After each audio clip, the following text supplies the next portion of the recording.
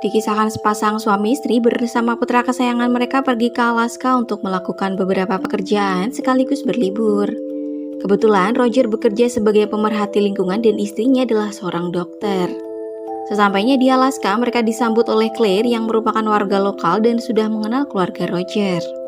Keesokan harinya, Roger berjalan sendirian menembus hutan Pemberton dan melaporkan jika sudah 3 jam ia sama sekali belum melihat jenis burung apapun. Padahal seharusnya bulan ini adalah bulan-bulan para burung bermigrasi dan terbang di sekitar hutan. Tidak jauh dari tempat ia berdiri, Roger tanpa sengaja menemukan seekor burung yang mati. Sebagai bahan penelitian, ia lantas membawa bangkai burung tersebut dan bergegas melanjutkan penelitiannya. A few moments later.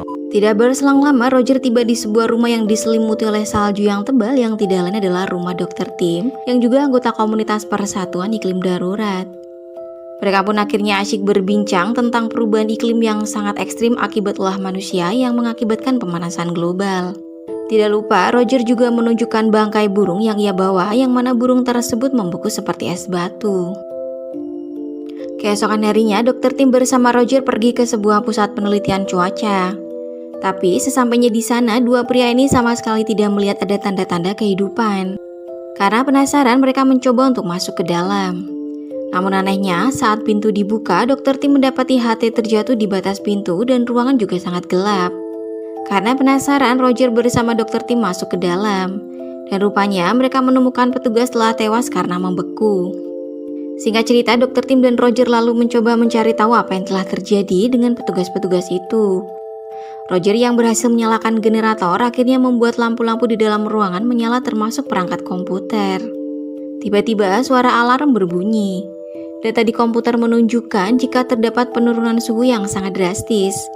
Sadar jika kemungkinan mereka dalam bahaya, Dr. Tim bergegas menghubungi Roger dan memintanya untuk segera masuk ke dalam.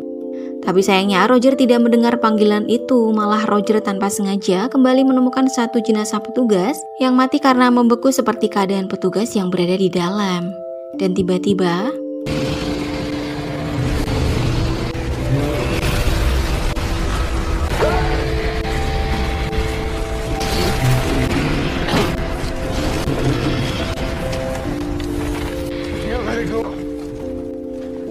angin beku yang tiba-tiba datang dan berhembus rupanya menjadi penyebab utama para petugas tewas dan burung-burung mati.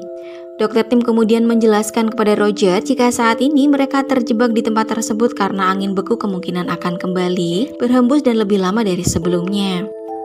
Penyebabnya pun tidak lain karena efek pemanasan global yang membuat lapisan ozon berlubang hingga menyebabkan perubahan iklim yang sangat drastis. Dr. Tim juga menambahkan jika saat ini mereka tidak bisa berbuat apa-apa dan hanya bisa menunggu. A few moments later.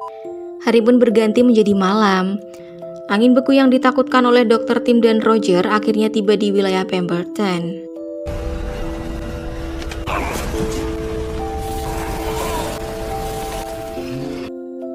Di tempat lain, secara kebetulan malam itu Jordan menemui Suster Letty untuk bertanya-tanya soal Claire.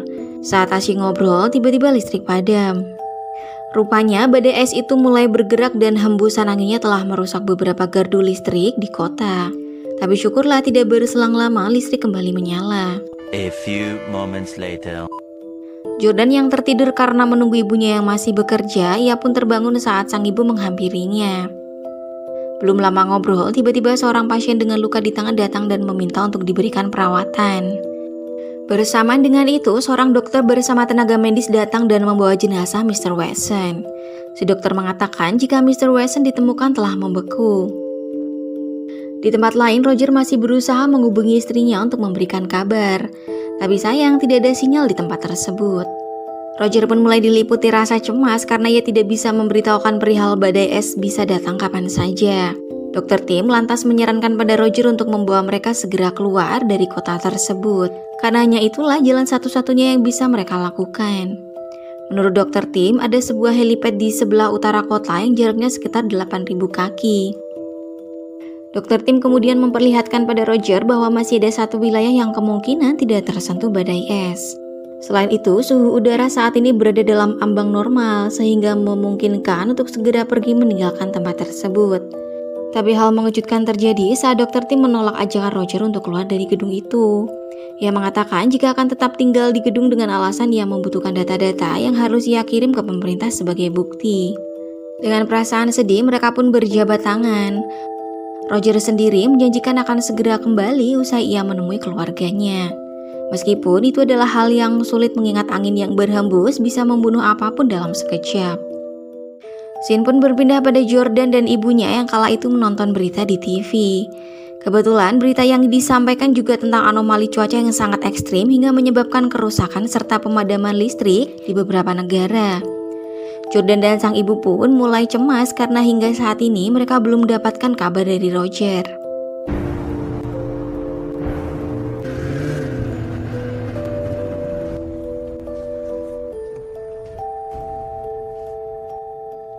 Scene kembali berpindah pada Roger yang menyempatkan diri untuk berhenti dan menghubungi Candace sang istri. Tapi sayangnya telepon tidak diangkat. Tidak kehabisan akal, Roger segera menghubungi putranya dan untunglah Jordan mengangkat teleponnya. Saat telepon tersambung, Roger tiba-tiba menyampaikan permohonan maafnya kepada sang putra karena telah membawa mereka ke Alaska. Jordan yang bingung dengan maksud ucapan Roger akhirnya paham usai sang ayah mengabarkan akan ada badai datang dan membekukan tubuh secara total. Roger juga meminta sang anak untuk tidak keluar kemanapun dan menunggunya datang menjemput. Ia pun kembali melanjutkan perjalanan sebelum badai kembali datang. Suasana klinik tempat Candace bekerja tiba-tiba menjadi ramai orang berdatangan dan mengeluh sangat kedinginan. Ditambah lagi, salah seorang warga menginformasikan jika akan ada gangguan listrik dan himbauan kepada seluruh warga untuk tidak keluar ruangan karena udara yang sangat ekstrim. Tapi sayangnya beberapa warga seolah tidak peduli dan mengatakan jika mereka sudah terbiasa dengan udara dingin seperti itu. Candace pun mencoba meyakinkan jika badai tersebut sangatlah berbahaya karena akan membekukan tubuh manusia dalam hitungan detik. Singkat cerita, para warga ini tidak mau mendengarkan saran dari Candace untuk tetap tinggal di klinik. Mereka nekat melanjutkan aktivitasnya seperti biasa.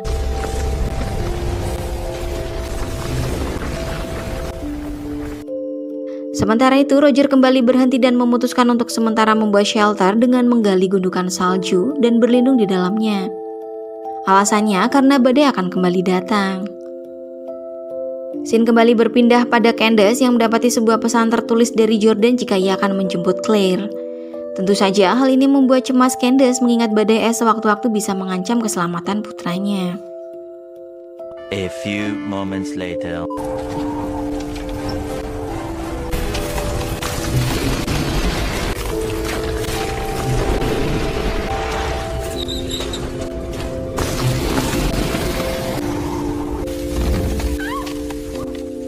Badai es yang dikhawatirkan akhirnya datang juga.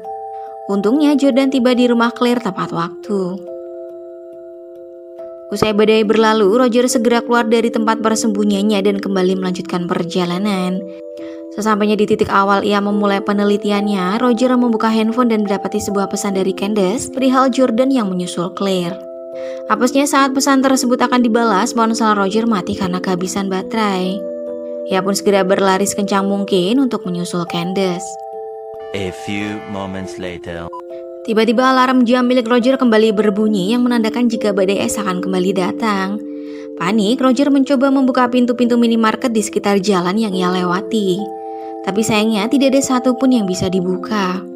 Ia kembali berlari dan berhasil menerobos masuk ke dalam sebuah gedung.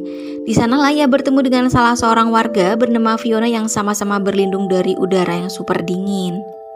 Tapi menurut Roger, ruangan tersebut tidaklah cukup kuat untuk bisa menahan badai es yang akan menerjang kota mereka.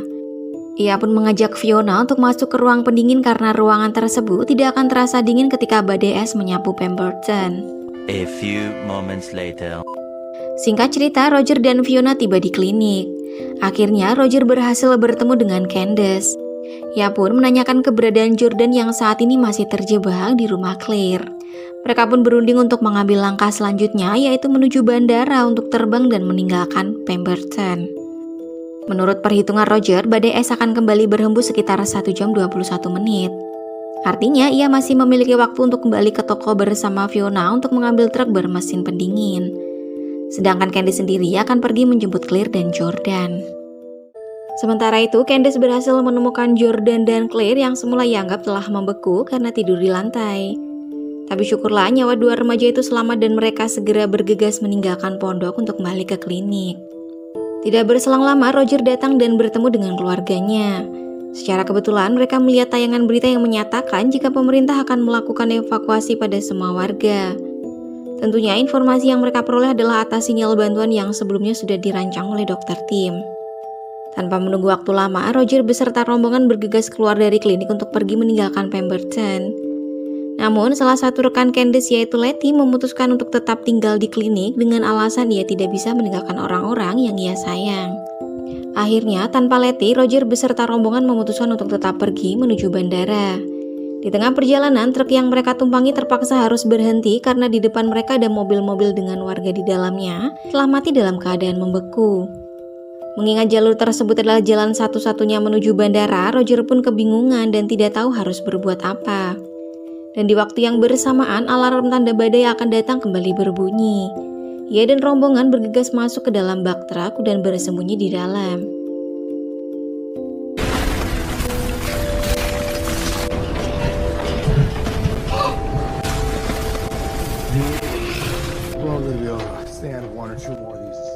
Dinginnya angin es yang berhembus membuat Roger dan keluarganya merasa sangat kedinginan di dalam. Tapi untungnya mereka berhasil selamat. Tiba-tiba Claire mengatakan jika ia mengetahui jalan pintas yang bisa mereka lewati, yaitu jembatan putih. Tapi menurut Fiona, jembatan tersebut mengalami kerusakan karena es dan sudah ditutup. A few moments later. Karena tidak ada pilihan lain, mereka akhirnya nekat menuju jembatan tersebut setelah badai reda. Hawa yang super dingin ditambah lagi bahan bakar kendaraan yang mulai menipis membuat Roger panik jika truk yang ia tumpangi tidak akan sampai tujuan. Apalagi ia harus berlomba dengan hembusan angin es yang akan kembali datang dengan rentang menit tertentu. Melihat Roger yang mulai pesimis, Fiona akhirnya menawarkan dirinya untuk menggantikan posisi Roger menyetir kendaraan. Meskipun awalnya Roger menolak permintaan Fiona, akhirnya mau tidak mau ia menuruti ucapan Fiona. Roger lantas menepikan truk dan segera mengembalikan selimut untuk Fiona dan juga lilin. Singkat cerita, perjalanan pun kembali dilanjutkan. Tiba-tiba alarm jam Roger kembali berbunyi. Artinya hembusan angin beku akan segera datang.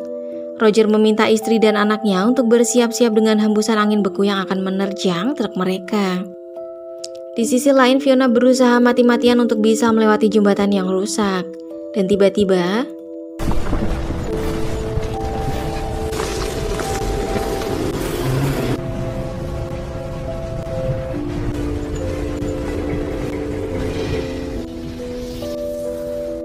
melawan hembusan angin beku yang dalam waktu seketika melumpuhkan tulang belulang, pada akhirnya Fiona tidak mampu untuk bertahan dan truk pun berhenti. Rupanya Fiona benar-benar telah menyelesaikan tugasnya dengan mengantarkan Roger dan rombongan menuju helipad. Tapi sayangnya pintu helikopter tidak bisa dibuka. Roger meminta Jordan untuk mencoba mencari kunci helikopter di dalam kantor. Berhasil menemukan kunci, Roger dan tim bergegas naik helikopter dan meninggalkan Pemberton.